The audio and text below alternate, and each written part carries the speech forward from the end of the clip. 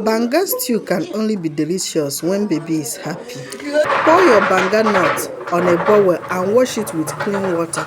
After it, cook it until it becomes soft.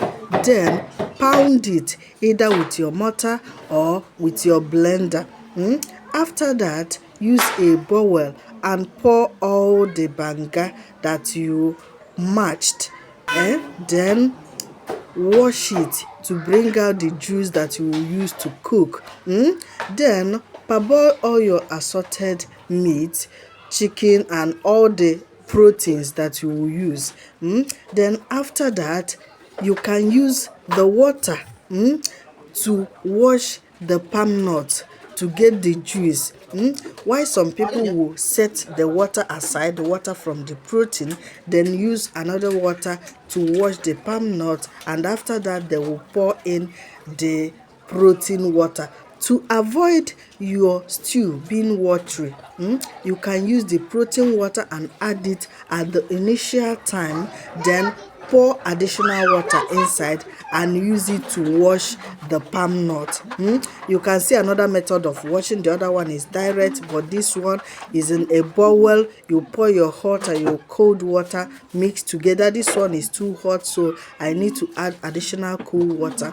Then you wash it very well, and after that you sieve. Place on top your stove or any other cooking method you are using. Then it's time to start adding your ingredients. Add all your blended ingredients, all the spices. Add them, allow them to boil very well. You add your seasoning cube, add your salt, add all the banga spices, add your onions blended or cut, any method you are using. Then at the end, you add all your proteins, all the cooked parboiled proteins. You add them. Then after that, you taste, add additional salt or crayfish if needed. Then enjoy our dance more before we continue cooking. Very important, we are using two types of vegetable, scent leaf and pumpkin leaf. Scent leaf is for the aroma. Without scent leaf, you are not cooking banga stew. So you need to get your scent leaf ready.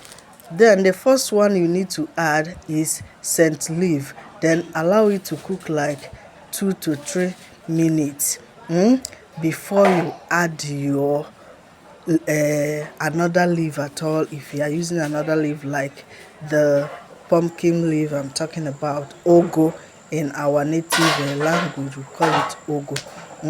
Then whenever you add ogo, just wait for like 2 to 3 minutes. Oh my god, see our assorted, how they are dancing inside our banga pot of stew. Oh my god. Oh, the taste is different, especially when you use banga spices. So now we are adding the final ingredient, final vegetable, which is the pumpkin leaf. Whenever you add this one, immediately you added it, just know that your stew is 99% ready. You just need to cover it small and wait for 2 to 3 minutes. In some cases, you just lower your light. Your stew is ready. Serve it with different kind of swallow. You can use rice to eat it. You can eat it with your starch.